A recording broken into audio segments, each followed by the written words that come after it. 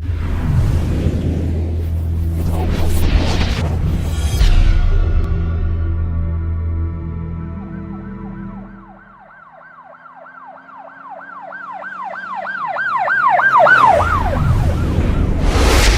वालेकुम नाज़रीन, अल्लाह ताला से ये उम्मीद करता हूँ कि अल्लाह ताला ने आपको जहाँ पर भी रखा होगा अपने हिफ्ज़ अमान में रखा होगा।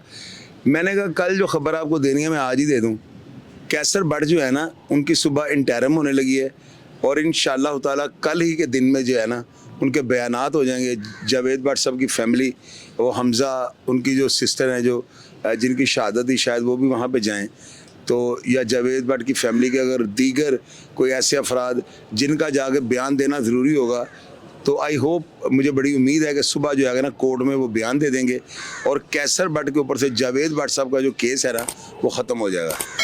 और नाज़रीन, आप लोग जो है ना कैसर भट्ट साहब के ख़िलाफ़ जो बातें करते हैं ना, ठीक है, वो आपकी बलाज के साथ मोहब्बत है। कैसर भाई वो बात कह देता है कि जी वो बलाज की मोहब्बत में कर रहे हैं, लेकिन ये गलत है, इस तरह नहीं करना चाहिए। अगर कैसर भट्ट की जगह आप लोग जो नेगेटिव कमेंट्स करते हैं ना, अगर आप लोग होते ना तो शायद आप दुम दबा के भाग जाते।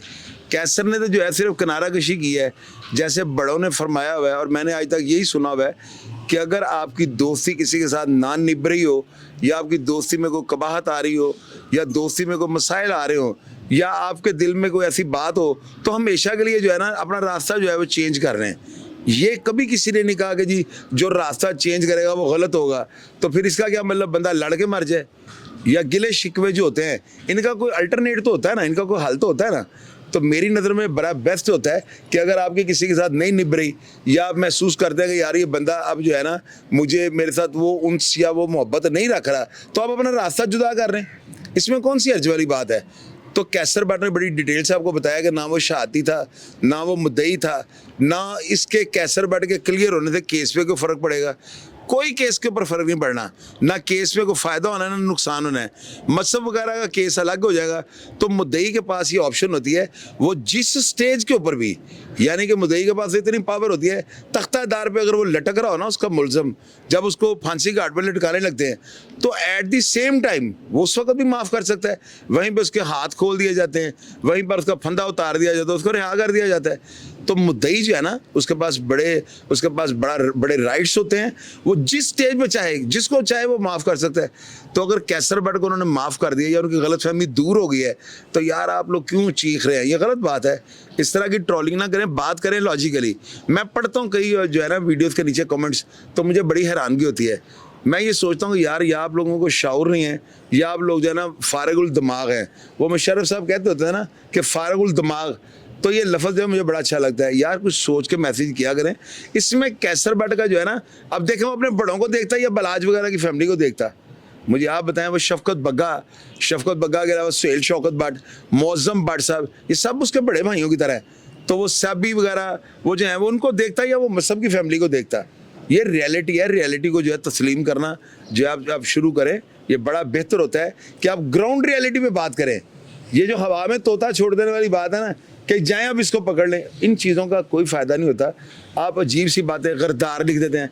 भाई गरदार वो होता है जो पीठ के ऊपर जो है ना छुरा घूंपे। तो कैसर भट्ट ने कौन सा ऐसा जुर्म कर दिया, मुझे ये बताएं? उसने ठीक है, उसने बड़ा साथ दिया, उसने बलाज की मोहब्बत में बहुत ज़्यादा वो आउट ऑफ द वे आगे तक गया है। क्या आज तक कोई बंदा, ये सोशल मीडिया का दौर है, डिजिटल टेक्नोलॉजी की दहाई जा रही है, ये बड़ा फास्ट दौर है। और मैं इस चीज़ को कभी भी तस्लीम नहीं करूँगा कि, बल्कि मेरा ख्याल है आने वाले 100 साल तक भी कोई बंदा इतने ताकतवर फ़र्द के ख़िलाफ़ नहीं बोलेगा।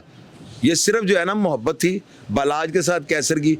अब मसद के साथ उसकी नहीं बन सकी, या फतेह के साथ उसका नहीं वो मैच हो सका, वो जो होता है वो कन्वर्सेशन जो होती है वो नहीं हो सकी। तो इसमें कौन सी ऐसी कबाहत वाली बात है? तो लिहाजा मैंने कहा मैं आप लोगों को ये पहले बता दूँ, कल आप लोगों ने जो है ना छुरी चाकू पकड़े होने हैं, मुड्डियाँ टोके आपने पकड़े होने हैं, और आपने कहना है कि देखे जी कैसर भट्ट ने अपना मुका लिया है अपना केस, तो उनको उनके हाल पे छोड़ दिया है।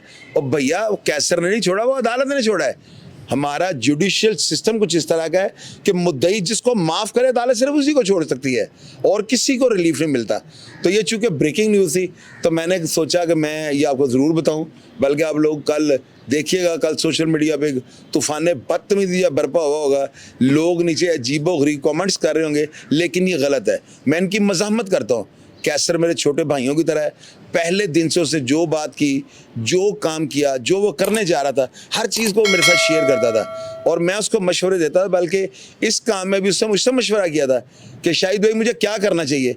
मैंने कहा था अपने बड़ों को, अपने घर वालों को मत छोड़ना, क्योंकि घर वाले जो हैं ये दोबारा नहीं मिलते। तो अगर मसहब वगैरह आपके साथ मशवरे नहीं कर रहे, इतना बड़ा काम होगा, जावेद भट्ट वाला इन्होंने आपसे नहीं पूछा, तो आप अपने रास्ते जुदा कर लो यार। अब इसमें मुझे भी नीचे ट्रोलिंग कीजिएगा।